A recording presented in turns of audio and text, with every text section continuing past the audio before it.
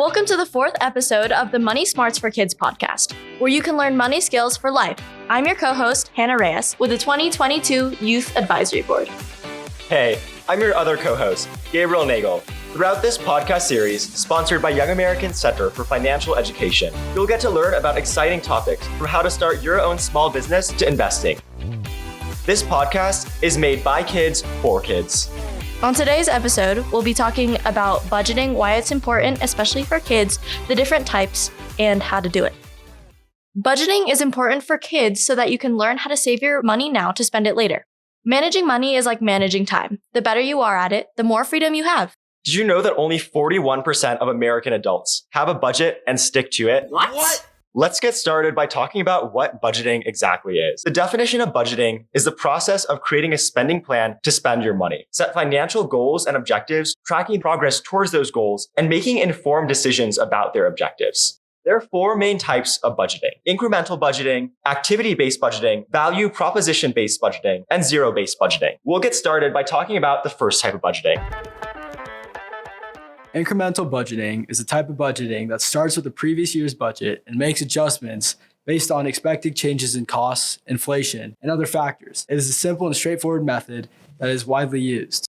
For example, imagine you're planning a birthday party. Now your budget for the birthday party is $100. And in the first year, you spend $50 on decoration, $30 on food, and $20 on a birthday cake. But let's say next year you have the same budget of $100 for the party, but you already have the decorations from last year. So you only need to spend $40 on food and $20 on the cake because you don't need to spend more money on the decorations again. This is an example of incremental budgeting. Instead of starting with a blank slate every year, you build on what you already have and only increase the budget for what's new or different. Now we're going to pass it over to Trace, who's going to talk about activity-based budgeting.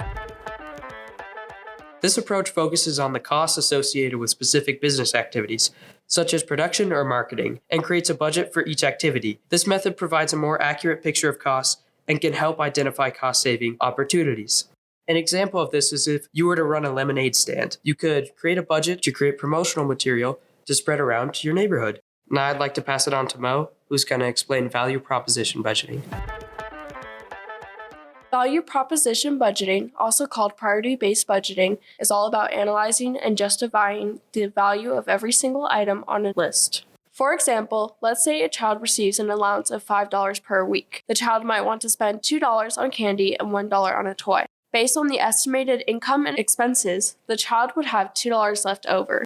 They could choose to spend the remaining money or save it for something else. The child could keep track of their spending and income each week and make changes to their budget if needed. For example, if they want to save up for a more expensive toy, they might choose to spend less on candy and put more into savings. Krish is going to tell us about the last type of budgeting.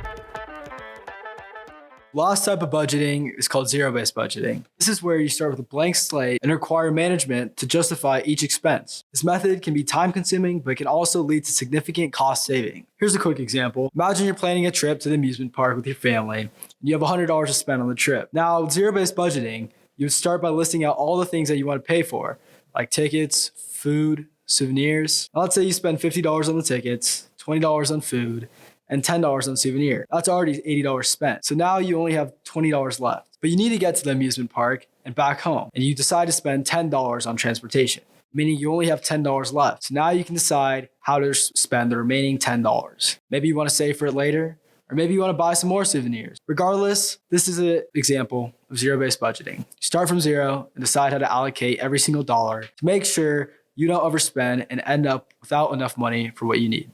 Now, if incremental budgeting, activity-based budgeting, value proposition budgeting, and zero-based budgeting sound too complicated, we've got a solution for you. Apply the one-third, one-third, one-third strategy. For instance, if you had $30, 10 of that directly into your account for future usage. You can choose to spend $10. And for the last third that you have left, consider giving it, either as a gift to friends or family members, or donate it to a charitable cause that you enjoy. By using this simple strategy, you could ensure that you have enough money for the future and making the most of the money that you have.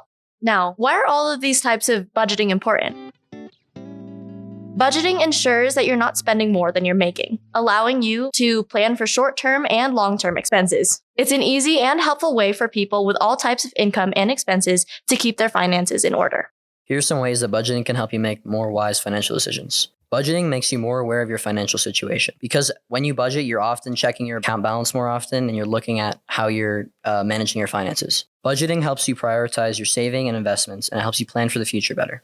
Not budgeting can lead to lack of savings, and it can also lead to more impulsive spending, meaning that you would spend more money than you usually would because you're not worried about how much money you have left in your account. It can also lead to missed opportunities in the future that you would have been able to buy if you would have had more money in your account. Say, for example, you're saving up for a Lego set, but instead of making an effective plan for how you want to buy that Lego set, you just start spending your money on whatever you want. Then in the future, you won't have enough money to buy that Lego set. The primary focus of budgeting is to avoid debt. So if you focus on budgeting now, then you won't have to worry about dealing with extra debt in the future. Now I'm going to talk about some of the steps for creating a budget. The first step is to gather information. This step involves collecting all necessary information about your income, expenses, and debts.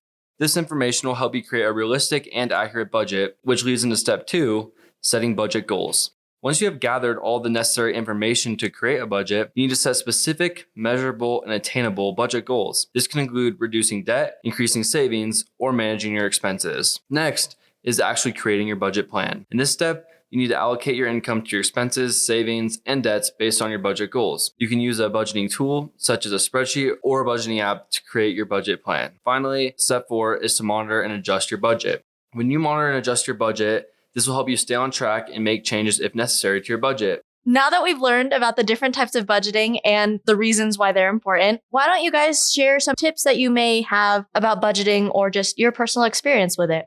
So, me personally, in the summer, I run a lawn care business. Now, whenever I get paid for executing duties like mowing lawns, fixing sprinklers, or trimming bushes, I have to figure out where I'm going to spend my money. Now, part of this obviously has to go to more equipment. I always dedicate roughly 30% of my income to buying new materials. Next, I like to spend some of my money on things I enjoy, like food, clothes, or other leisure activities. That usually takes up roughly 50% of my budget. Finally, the last 20% I like to put in my bank account to save. So then I will always have enough money in my bank account in case something goes wrong. And I could also have some plans for the future. So Mo, what about you? Do you have any experience in budgeting? I do. So I work a job over the summer, and each year I save the money from my job and I plan on how I want to spend it. Clothes, shopping, fun with friends, and anything else I want or necessities that I need. So when I was younger, I used to run my own business called Artigami. And what we do for the December marketplaces was we'd first spend the money we needed on products once we get all the money back from the marketplace and put it back into our business because this is how much we spend on products. Then, because it was during the holiday times, we would spend the other 80% of our profits on buying toys for kids. And then we go and donate those toys to the Boys and Girls Club. All right, so that brings us to our next section, commonly asked questions. Matt kind of referenced this idea of using a spreadsheet to track your spending. So a commonly asked question is, how do you even do that? How do you track your spending? So it really depends on what type of budgeting I'm doing. If it's my own finances, then I'll just look at my account balance every once in a while and I'll decide, okay, well, I'll just think about it in my head and decide how much I want to spend and how much I want to save. But if it's for a business, it's better to use a spreadsheet because you can keep a more accurate track of your finances and it's easier to organize your spending and your saving and your donating. If you don't have access to a spreadsheet or aren't budgeting in such high amounts, you can definitely just use pieces of paper that you write on just to track how much you spend each time you spend something. Just make sure to keep them in a safe place or give them to your parents. All right, the next question is, what are some tips for finding the right balance between fun and necessity? A good way to find a balance in between fun and necessity is to measure the total income you have in your budget. You can first calculate everything you need to get all your necessities, and then using that as a reference, you can then go over to the fun side and figure out how much you are typically spending there. This doesn't mean you can't have any fun. There are plenty of ways to have fun without spending any money. You could go and toss a football in the park with your buddies. Go to your local library and check out a book or watch a movie. Fun fact, the first recorded budget was created by the king of Assyria in 700 BC. Wow! Thanks so much for learning a little bit about budgeting, how you can apply it to your own life, and why it's so important to keep a balanced budget. Join us next time to learn about scams and fraud On the Money Smarts for Kids podcast.